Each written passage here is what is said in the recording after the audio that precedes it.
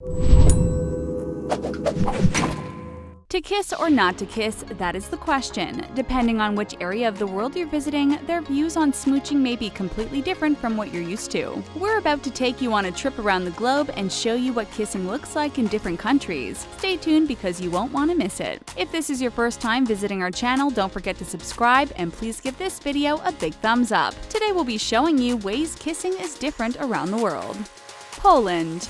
There are various ways Polish people show affection towards each other, and kissing is a very big part of their culture. When greeting friends and other people they're familiar with, the Poles will give a kiss on each cheek. But they don't just kiss once or twice, they kiss 3 times in total. The triple kiss is very customary among the younger generation, but for the older community, they prefer to stick to the traditional way of greeting the ones they love. The old-fashioned way is for a Polish man to walk up to a woman, gently grab her hand, and plant a nice little kiss on it. Doesn't that sounds so romantic? Well, it's not really a flirty or romantic gesture at all. It's just a polite way for them to say hello. Visitors to this area who aren't used to greeting people with 3 pecks on the cheek or a kiss on the hand might find this tradition to be a bit odd, but it's just the Polish way of life. When venturing into another country, it's always best to read up on the social, cultural, and the history of the area so you're aware of their greeting customs. You don't want to run the chance of offending someone in Poland. Can you imagine if you accidentally gave someone 2 kisses instead of 3? Talk about awkward.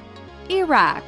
Visitors to this Arab country are very shocked when they learn about the kissing customs in Iraq. In this country, a hug followed by a double kiss on both cheeks or on the top of the forehead is normal. But many people are surprised to learn that this kissing custom is also done between complete strangers. When an Iraqi person arrives at a group event, they greet everyone in the room with a kiss. Women greet other women with a kiss. Women greet men with a kiss. And men also greet other men with a kiss. When it's time to leave, they don't just wave goodbye as they make their exit. They go back around the whole room and give each and every person another kiss goodbye. Sounds like a pretty lengthy process, don't you think? Depending on how many people are in the room, your departure may take much longer than expected. Those who refuse to give out pecks on the cheek are considered rude, so it's always best to remain respectful and pucker up when visiting this area. For those who aren't comfortable kissing strangers, the Iraqi people will also accept a gentle palm laid on their shoulder. Basically, this is a very touchy-feely group of people, and they consider physical contact to be a very respectable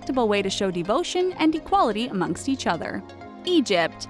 Poland isn't the only place where people do the triple kiss. It's actually done in Egypt too, but passionate public kissing between men and women is strictly prohibited. Although the movies shown in Egyptian theaters commonly show kissing between male and female actors, the actual act of kissing is still looked down upon in real life. Couples have been known to be harassed if they are showing affection in public, and sharing a kiss with a lover is actually considered a crime. You can end up with a huge fine or even get thrown into prison. The social moral code makes kissing so taboo because Egyptians related to an intimate act that should only be done in private. And get this, most Egyptian couples don't even kiss each other at their wedding ceremony. So how do they show affection? Well, they don't. Kissing is met with such strong criticism that Egyptians avoid it at all costs. But men are allowed to show affection for each other if they like. It's not common to see 2 men have close physical interactions while out and about in public. We're not sure if Egyptians will ever relax their social rules and allow couples to lock lips in public. Do you think this social law in Egypt is way too strict,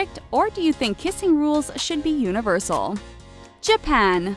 The people in Japan are also very private when it comes to showing affection. Kissing in public has never been a popular tradition, and we doubt that will ever change. Physical affection just isn't the norm here at all, but the Japanese still found a way to greet each other that doesn't involve their lips or any part of their body at all. When men and women greet each other in public, they say hello by bowing. Bowing is actually preferred over a hug or a casual handshake. The bow might range from a very small and subtle nod to a deeper and longer bow as a sign of respect. Bowing is also used to say thank you, to make a request, to ask for a favor, and to apologize to someone you've hurt. But there are a few exceptions to the rule. The Japanese don't expect visitors to bow, but they're always surprised and impressed when someone is aware of their customs. Also, when out and about in public places or entering into a restaurant, bowing isn't required. Normally, the customer is welcomed with a traditional Japanese greeting, and they can acknowledge it by simply nodding their head in return. So if you plan on visiting Japan, keep your lips to yourself and bow instead. France.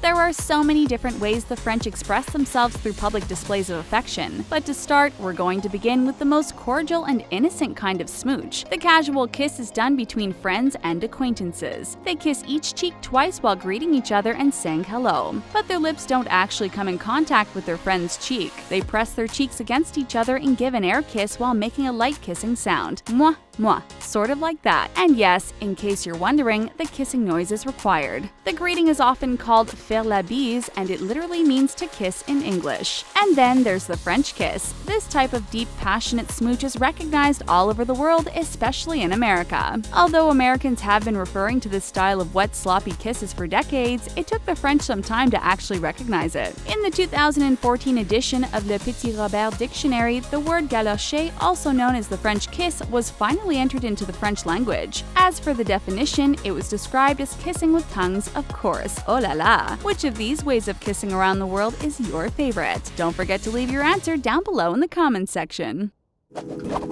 Thank you for watching this video. We hope you enjoyed it. Be sure to check out our friends at The Trendy to see more cool videos for teenagers.